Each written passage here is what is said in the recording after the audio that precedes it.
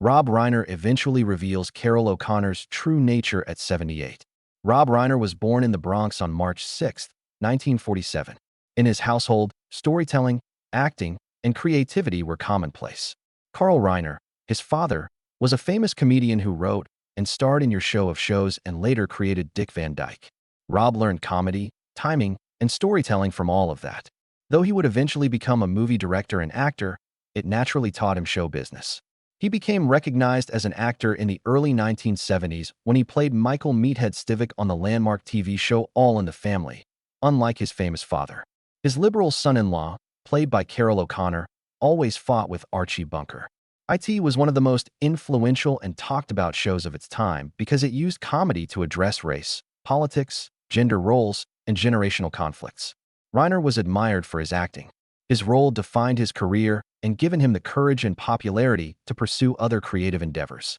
Reiner became a versatile director after his successful TV role, unlike many performers who would have stuck with the same characters. The 1984 fictional documentary This Is Spinal Tap, one of the most beloved comedy ever, was his directorial debut. Its caustic mockery of rock music culture and straight-faced delivery made it exceptional, fooling some into thinking it was a documentary. Reiner's comedy was shown in the film. His career was marked by his ability to be both insane and honest. Reiner then directed several critically acclaimed and commercially successful films in the 1980s and 1990s. Stand By Me, 1986, based on a Stephen King story, beautifully examined friendship, death, and growing up from child to adult. It remains one of the most moving coming-of-age films.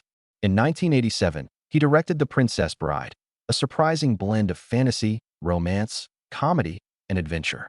Despite its low initial sales, it became a cult classic and is today one of the most beloved films of all time.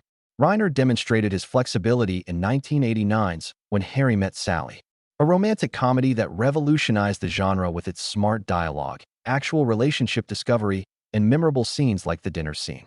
The film was a cultural milestone and established his reputation as a filmmaker who could blend humor with deep human truths.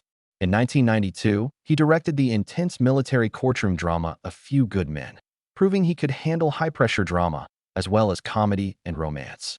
You Can't Handle the Truth, Jack Nicholson's statement, became part of American pop culture. When Reiner featured in the 1987 dark comedy Throw Mama from the Train alongside Billy Crystal and Danny DeVito, audiences saw his versatility and his great comic timing.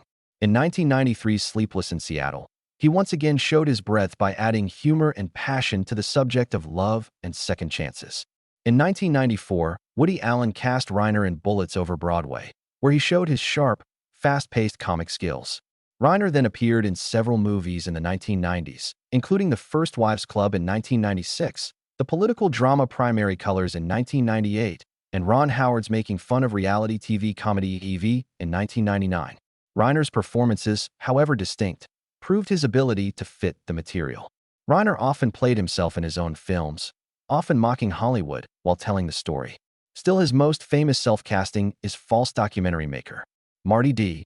Dieberge in This Is Spinal Tap, 1984, his cult rock faux documentary that launched comedic films.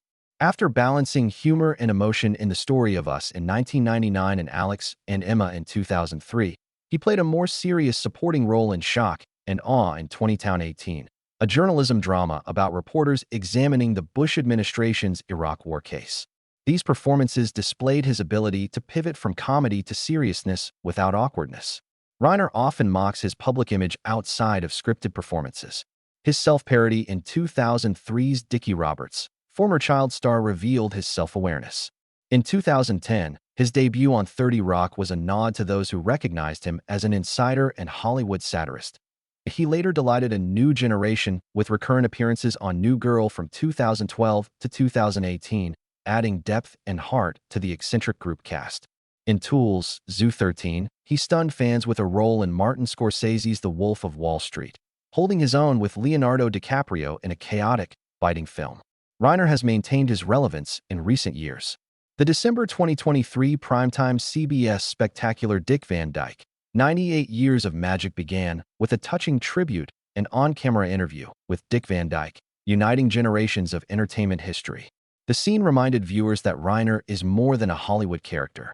He links the golden age of television, late 20th century innovative films, and today's entertainment scene.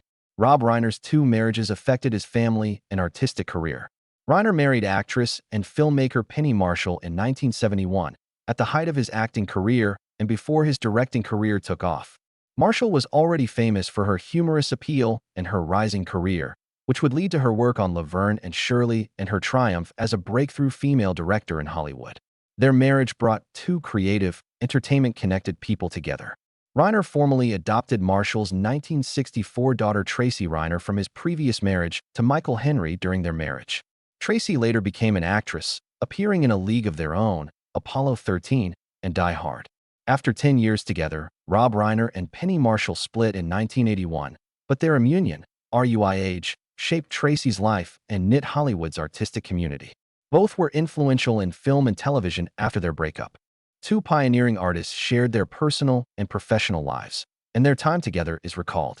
Rob Reiner's personal life took another turn while producing one of his most recognized films some years after his divorce.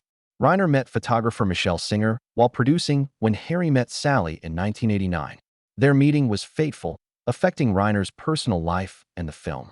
Reiner said his relationship with Singer motivated him to tweak the movie's ending. He initially planned for Billy Crystal and Meg Ryan to break up without a romance. Reiner reconsidered after falling for Singer, instead giving viewers the now famous joyful ending that made When Harry Met Sally one of the most successful romantic comedies. Reiner married Michelle Singer later that year in 1989 after their movie cooperation became forever. 3 children were born into their family. Jake, born in 1991, followed his father into acting. Romy, born in 1997, the youngest Reiner child, and Nick, born in 1993, who became a writer and publicly discussed personal issues, inspired Reiner's 2018 film Being Charlie. Reiner credits Michelle for bringing joy, balance, and purpose to their stable and loving family. His marriage to Michelle Singer shaped one of his most famous films and inspired him to pursue his long, multifaceted Hollywood career. Hollywood has given Rob Reiner, a famous filmmaker, actor, and activist, many fantastic experiences.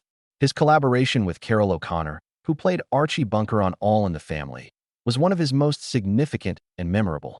Fans wondered how Reiner, who portrayed liberal son-in-law Michael Meathead Stivic, and O'Connor, who played racist but somehow beloved dad Archie Bunker, got along for years. Reiner has opened up about their friendship at 78, dispelling rumors and misinformation. Reiner remembered the family's early days with astonishment and affection. Reiner said Carroll O'Connor was one of the best actors he'd worked with. His intelligence and thoughtfulness contributed to that function, something others don't often recognize. Archie Bunker may have been a one-note caricature, but Carroll humanized him. He deepened him. He made you despise and slightly understand Archie. That was Carroll's genius. It was long believed that Reiner and O'Connor didn't get along due to their political and generational differences. Some viewers thought the heated on-screen arguments reflected real-life tension. Reiner clarified, "Not a fight off camera. We weren't hostile. Quite contrary. We loved each other deeply. Carroll mentored me. Watching him work taught me a lot. How he could control a scene with a glance or pause. In awe of him." Reiner said playing opposite someone as commanding a tool was pressure. S.E. O'Connor intimidated. "Every sequence with Carroll required my best performance. Without telling me, he encouraged me to improve. His acting standards were so high that you had to rise to them." The show debated racism, sexism, war, and politics, sparking intense conversations across America. Reiner praised O'Connor's bravery in the part. Carroll knows his business. He accepted that Archie would irritate people. "If people aren't uncomfortable, we're not doing our job," he said. "I carried that throughout my career. My filmmaking has been guided by the belief that art should challenge, not comfort."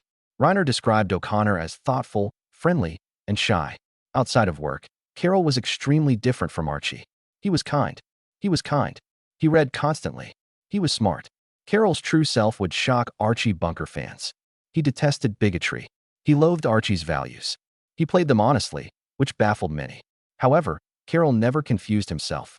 He was aware of his position. Reiner and O'Connor became friends, and Reiner claimed that O'Connor influenced him beyond All in the Family. "He showed me how comedy can expand minds. He taught me that actors must make people feel, even if it's uncomfortable. That informed my stand by me and a few Good Men directorial efforts." That's Carroll's impact.